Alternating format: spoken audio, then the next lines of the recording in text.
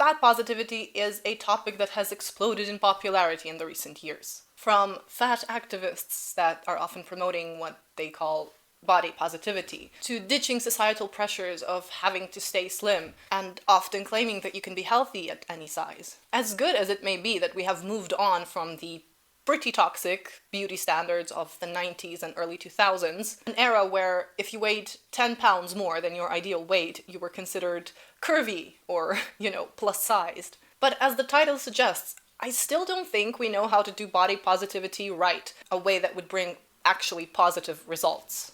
So let's dive into it. Just as harmful as it was to promote the heroin chic look of the 1990s, equally harmful it is now to claim that you can be healthy no matter what your weight is. And if you look anything like this is perfectly fine, and it should and can be your body goals. I mean, this woman won Miss Alabama 2024.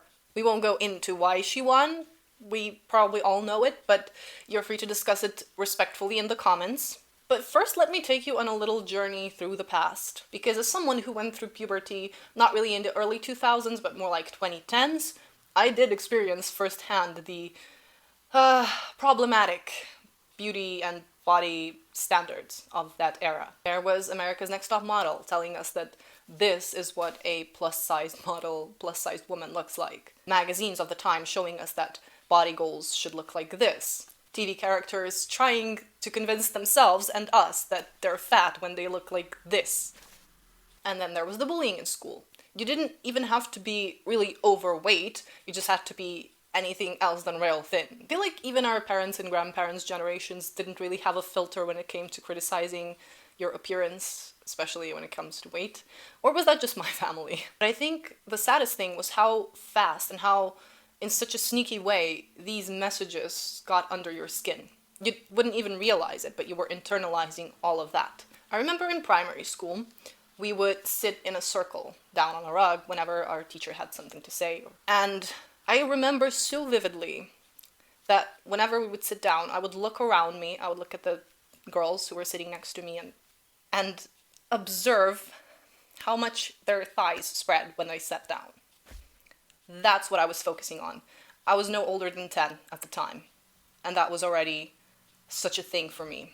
And I think in primary school, in high school, I could probably count on one hand the number of girls who I knew that didn't have any kind of warped idea about their body goals or how they looked or how they wanted to look. To summarize, the early 2000s era did not promote a healthy body image no more than the 2020s do now. Yeah, from what I remember, it was perfectly socially acceptable to tell someone, you could stand to lose a few pounds. The problem isn't necessarily the message behind these words, because more often than not, that was a well-intended piece of advice. The problem was how it was delivered. There's a way to choose your words tactfully, and then there's that. And I feel like by the time 2010, 2012 rolled around, we also kind of on a societal level believed or wanted to believe that eating disorders were a thing of the past, right? Oh, this is something that people used to do, but we know now, we understand now how stupid that was. How silly that was. We're smarter now. This is not happening now anymore. But oh boy, it was. The thing is, you can't properly educate people on the negative effects of eating disorders like anorexia and bulimia if you don't understand them in the first place. And most media outlets, magazines who were reporting on that did not try to understand. On a grand scale as a society, I don't think we understood. There was still a huge stigma around this. God forbid there was a celebrity who struggled with one of these eating disorders.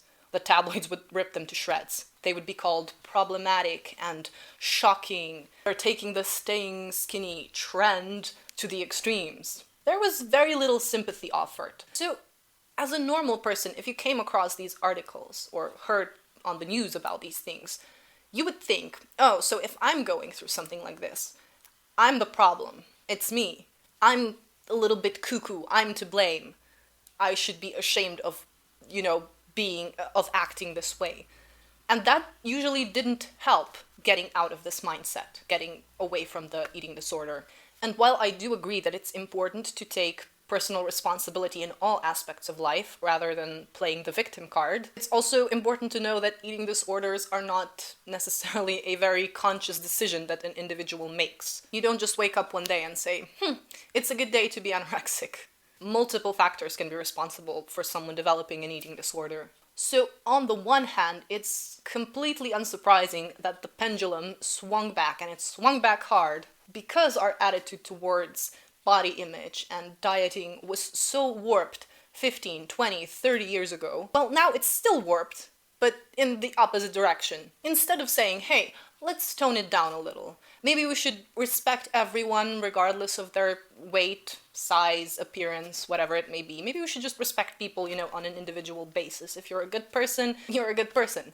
I know, a radical idea. But instead of dialing things down, we took them to the other extreme. And now the motto is, healthy at any size. Yes to body positivity.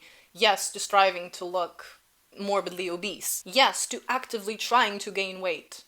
For what? People are still deciding to base their worth on their looks rather than on their personality.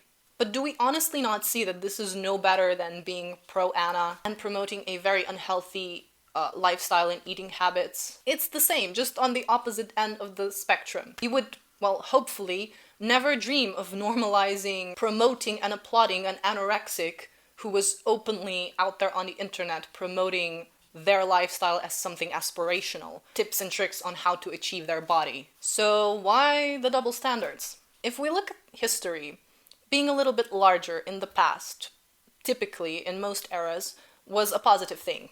It meant that you had enough to eat, that you could keep yourself nourished, you had enough to survive and thrive. You didn't have to go and eat grass like those peasants. But at some point, now that there is so much food in abundance, for most people, of course, that's not entirely true universally, but at least in the developed world, being a bit larger became associated, I think, with excess, with gluttony, with having too much and not being able to restrain yourself. Being able to restrain yourself became the praised thing. Having the mental strength to say no to that second serving. But then we took that to the extremes where you were supposed to say no, not just to the second serving, but also to the first serving. And it was praised if you ate nothing. So now, it's quite understandable that we've reached a point where we're saying it doesn't matter what your eating habits are, it doesn't matter how much you weigh, you're beautiful and valid no matter what. And that's a nice message at its core, right? It's positive, it's liberating. The only problem is, how can you live your best life if you don't prioritize health? Whether slim, curvy, or thick, this should be everyone's goal. The standards of the 90s and the 2000s were unrealistic because the emphasis, from my recollection, was always on the appearance. People were doing crash diets and all these unhealthy, unsustainable things to try and achieve, aesthetically, the desired, the praised look.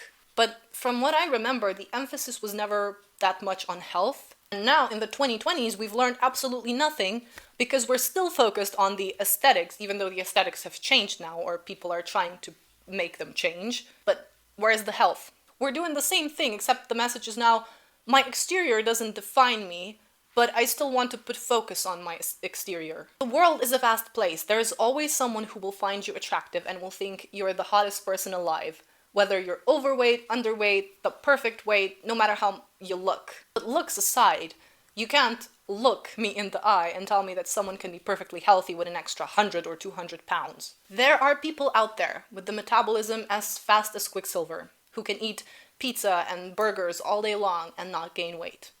Does that mean their diet is healthy? No. At the same time, there are people out there who are 50 or 100 pounds overweight and yet they exercise on the daily. Does that mean they are healthy? Well, clearly there's something about their lifestyle that is causing them to be overweight. And I understand that in some cases, in certain cases, there may be a medical condition. And that does change things slightly. There's a lot of nuance here. But I do think that if you have a medical condition or if you're taking medication that is making weight loss more difficult for you or, is causing you to gain weight or lose weight, I think people who are in this position, I have great sympathy for you, but I think you will know all the more how important it is to focus on health, and you will know that you are probably not healthy at any size. You will probably not go out of your way to convince yourself and everyone around you that you are 100% healthy. Yes, your body may not accurately, 100% accurately reflect your physical fitness, but that doesn't mean we have to go full emperor's new clothes and pretend that either of these might be perfectly healthy. We can't know for sure. They could be healthy regardless of their size, regardless of their weight. Their bodies are none of our business. Well, if any of these people try to promote their lifestyle as healthy as something that we should aspire to, if they try to promote it to others and influence others to follow in their footsteps, well then yes, it is our business. Thank you guys so much for sticking around till the end. Let me know all your thoughts in the comments below, as always. Don't forget to like and subscribe. I post videos on a variety of topics. Probably sometime soon we're gonna dive into the House of the Dragon. I'm very excited for that. But until the next video, take care, and I will see you soon.